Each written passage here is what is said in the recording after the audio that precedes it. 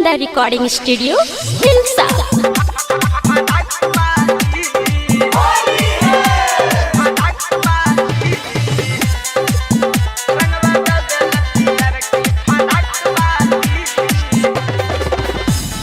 होलिया में छौड़ी बिया पगलाई लेके अबीर हमर पीछे पीछे आई।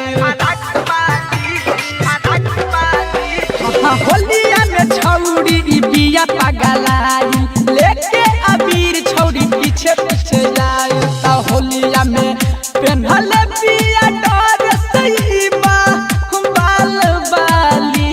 त होलिया में पेन्हल बिया डर सईबा बाल बाली। रंगवा डाल देले रंगवा डाल देले रंगवा डाल देले पियर की फटाक वाली। रंगवा डाल देले पियर की फटाक वाली। रंगवा डाल देले पियर की फटाक वाली। डीजे नीतीश मंगला नवादा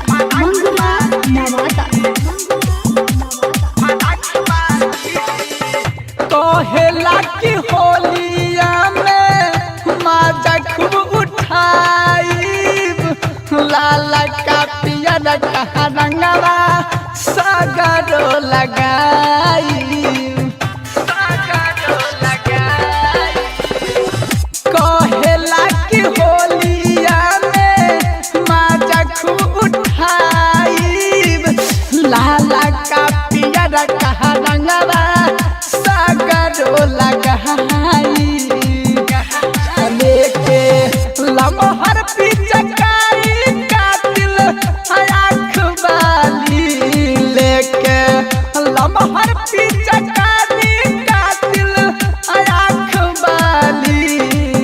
रंगवा डाल देले रंगवा डाल देले रंगवा डाल देले पियर की फटाक वाली। रंगवा डाल देले पियर की फटाक वाली। रंगवा डाल देले पियर की फटाक वाली।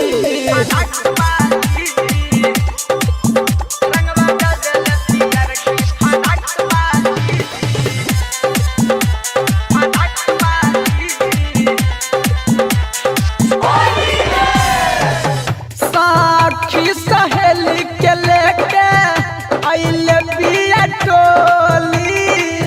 कहेली की तोरे संगे खेलबो अब की होली।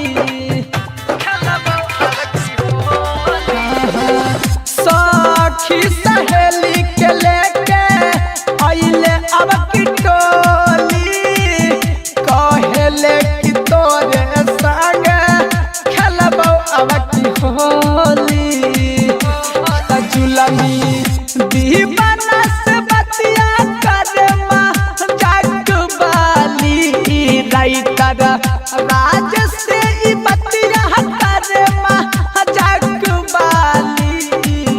रंगवा डाल देले रंगवा डाल देले रंगवा डाल देले पियर की फटाक वाली। रंगवा डाल देले पियर की फटाक वाली। रंगवा डाल देले पियर की फटाक वाली। Nalanda recording studio